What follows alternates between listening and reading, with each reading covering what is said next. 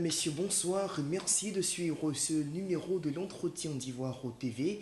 Nous sommes encore aujourd'hui avec le professeur Koné Siddiq, avec qui nous parlons de l'avenir politique du Front populaire ivoirien après la perte du pouvoir d'État, mais aussi des nominations récemment faites par Alassane Ouattara dans l'armée ivoirienne. Professeur, bonsoir. Bonsoir.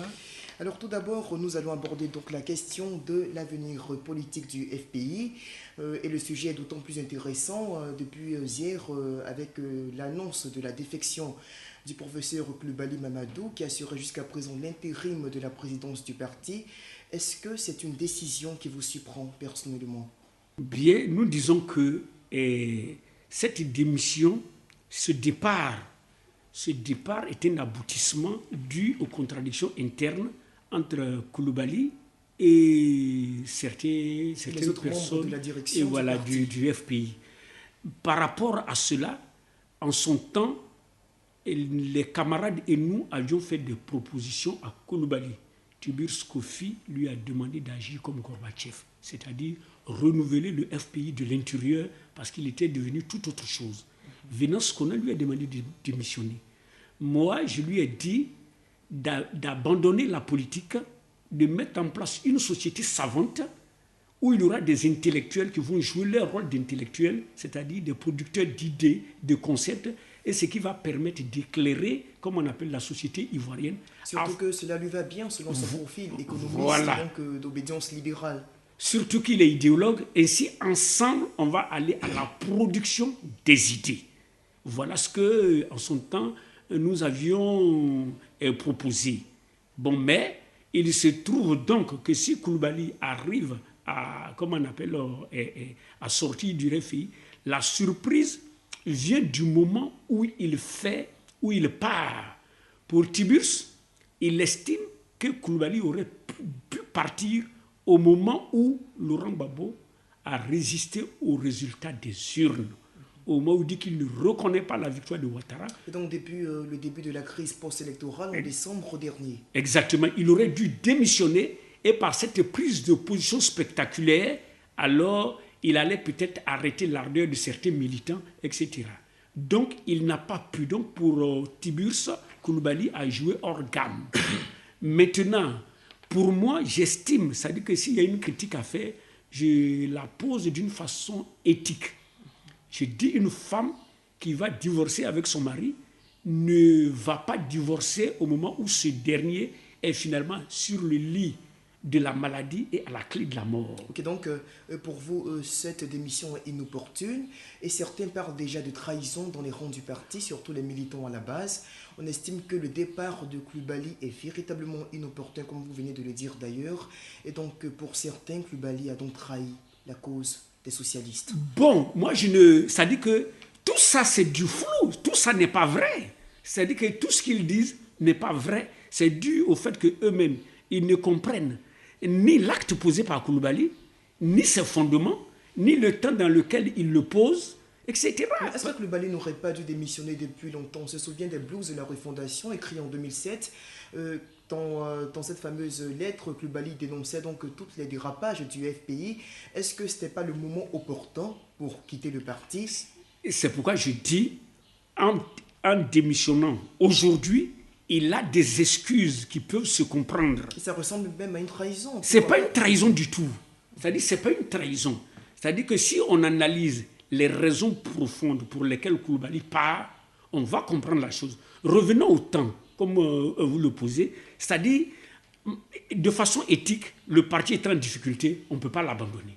Ça, c'est ce qu'il faut faire. Mais quand on regarde les raisons qui amènent Coulibaly à partir, premièrement, Coulibaly est là. Pourquoi? Parce qu'il croit que la saison est venue pour lui de rénover le FPI.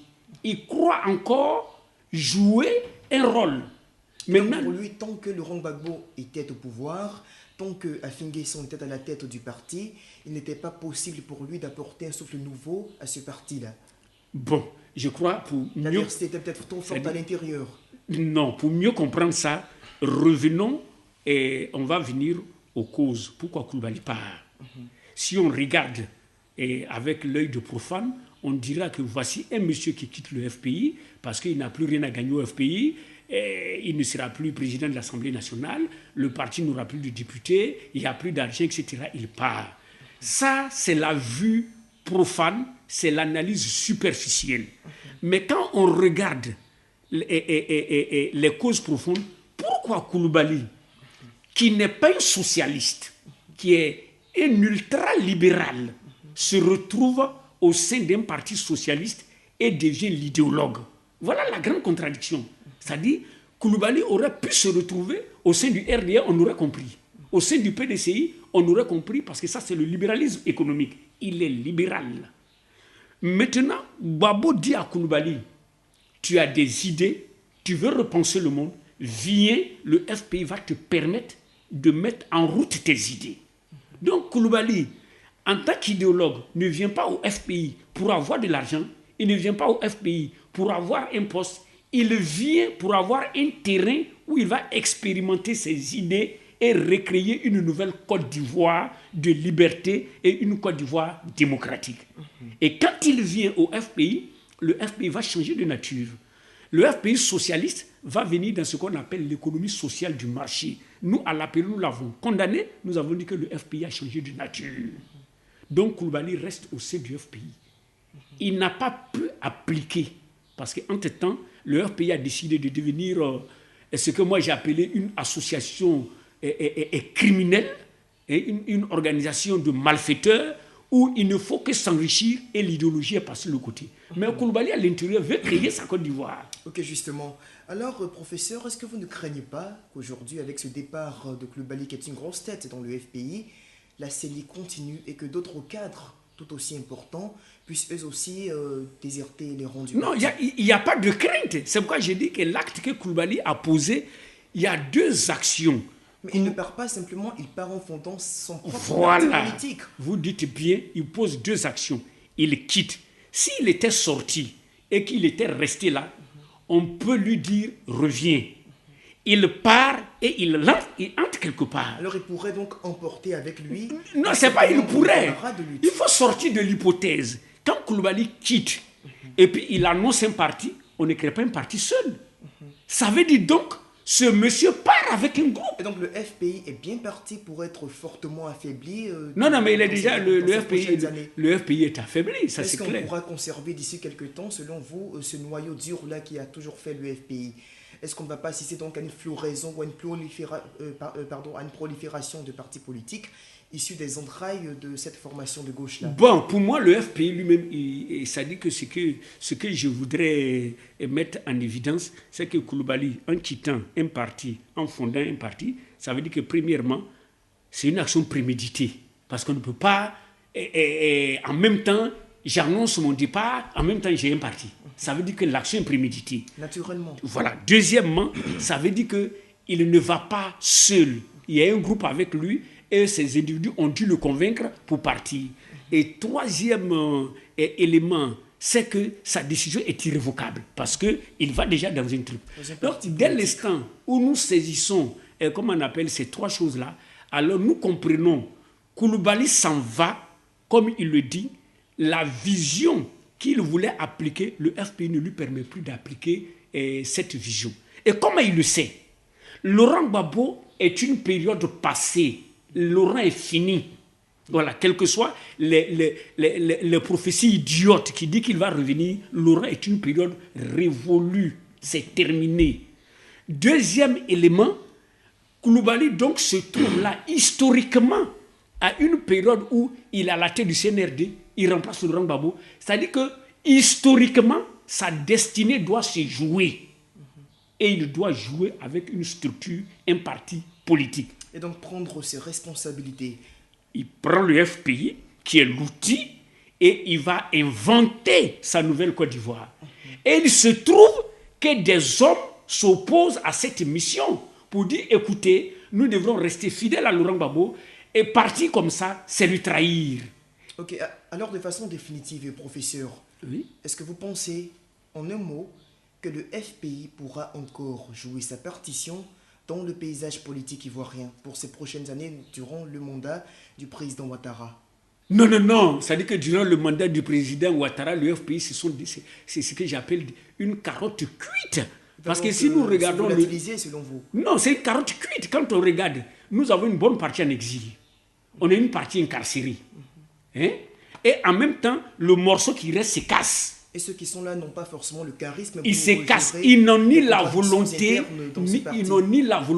ni la compétence intellectuelle pour aller affronter M. Ouattara. Ils n'ont rien, strictement rien. C'est pourquoi que en leur sein, il ressort, comme on appelle, et ça je l'ai dit, il ressort un étranger du point de vue de la doctrine qu'est Koulibaly, qui a assumé le rôle.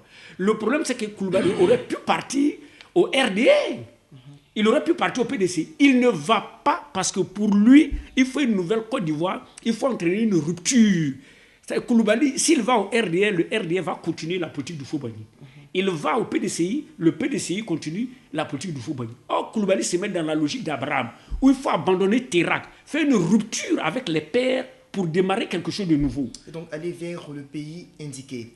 Ok, donc, on va en finir avec cette question concernant le FPI pour en venir donc à la deuxième question de notre entretien, à savoir les nominations de l'armée ivoirienne. Alors, Alassane Ouattara débarque Philippe Mongou, qui est du Sud, et nomme Soumaïla Bakayoko, qui est du Nord et qui était chef d'état-major de FAFN. Le président de la République est du Nord, le Premier ministre également du Nord et le chef de l'armée est du Nord. Est-ce que ça ne fait pas un peu trop nordiste, la coloration actuelle de la vie politique ivoirienne? Bon, moi, ça dit que être du Nord, et ceci, pour moi, je dis que tout ça, ça n'a pas de sens. Intellectuellement et objectivement, ça n'a aucun sens. Imagine-toi qu'on doit former une équipe de football, l'équipe nationale de la Côte d'Ivoire. Faudrait-il aller chercher 2 joueurs de l'Asie d'Abangrou, 2 joueurs de UCB Bassam, ou bien chez des individus compétents? Ok, donc pour vous, ceux que Ouattara a choisis sont des personnes compétentes qui peuvent jouer... Non, je ne dis pas qu'il a choisi des individus compétents. Je ne dis pas. Lui-même, il est atteint par le virus de la géopolitique. Justement. Voilà, il est atteint par ça, par le virus de la géopolitique qui est contre la compétence. Voilà, justement, déjà que le gouvernement est en majorité composé de ressortissants du Nord, s'il faut encore que la tête du gouvernement soit occupée par un nordiste, que l'armée soit encore occupée par un nordiste et le pouvoir suprême, ça fait un peu trop... Tout ça, ce ne sont pas des analyses justes. Ouattara ne s'est pas assis pour dire « je cherche un nordiste, je mets ici, je mets là ». Quand on regarde les circonstances qui arrivent à la formation du gouvernement, Ouattara avait promis le poste de Premier ministre, non pas un nordiste, mais au PDCI. Pourquoi il ne le donne pas? Parce qu'il a cru que le PDCI allait l'installer au pouvoir. Mais c'est Soro Guillaume qui l'a installé au pouvoir. Ouattara arrive au pouvoir avec quelle armée? Officiellement, l'armée de Ouattara, c'est les FDS. Ce n'est pas l'armée de Soro, qui est une armée de rebelles qui ne sont pas reconnus. Donc, c'est l'armée de Ouattara qui est battue par l'armée de Soro Guillaume. Donc, quand Ouattara arrive au pouvoir, il n'a pas d'armée. Donc, du coup, Soro a ses comme hommes qui comme on appelle, se soumettent plus à Soro qu'à Ouattara. Donc, Ouattara n'a pas d'armée. Donc, Soro est à la tête de l'armée et Soro est à la tête, comme on appelle, du gouvernement. Ça doit partir. Si ça ne va pas, Ouattara lui-même est en danger. Okay. Alors donc pour vous, il n'y a pas eu de choix sélectif en fonction de la région, de l'appartenance ethnique. Nous n'avons plus qu'une minute, professeur, pour clore cette émission. Alors vous allez dire un dernier mot peut-être sur l'ensemble de ces sujets que nous venons d'aborder. Bon, pour moi, je pense que le sujet le plus important, c'est Laurent Gbagbo lui-même. Parce que si nous regardons, moi, je considère Laurent Gbagbo comme un remède qui, par sa mauvaise utilisation, est devenu un poison. Parce qu'on a vu Laurent Gbagbo comme remède à Houphouët-Boigny. Et quand il est arrivé au pouvoir, il n'a pas pu. Avec Gueye, il devait pousser la démocratie. Il a encore fait dévoyer la démocratie. Donc voici ce même Laurent Gbagbo qui arrive au pouvoir, au lieu de construire la démocratie et le socialisme, il a permis à la droite de l'envahir. Maintenant, ce même Laurent Gbagbo aurait dû sortir après les élections pour permettre de rentrer grandement dans l'histoire. Il n'arrive pas à sortir. Il crée des problèmes. À cause du même Laurent Gbagbo qui est en prison, le FPI ne peut pas aller en avant. Et aujourd'hui, ça amène Koulibaly à sortir. Maintenant, c'est le même Laurent Gbagbo. Si on gère mal et qu'on veut l'envoyer au TPI pour le juger, au lieu de l'amener, de le libérer pour réconcilier les Ivoiriens, ça va faire chuter le truc de Konabani. Donc, c'est-à-dire qu'il apparaît comme un élément toxique, c'est-à-dire qu'un remède qui, mal utilisé, devient comme un produit très toxique. C'est pourquoi moi, je dis que le grand problème, c'est Laurent lui-même. Okay. Tous ces problèmes qu'on a, c'est ça. Ok, alors merci bien professeur, on vous aura compris. Pour vous, le problème de la Côte d'Ivoire, le nœud central, c'est le Rond Gbagbo.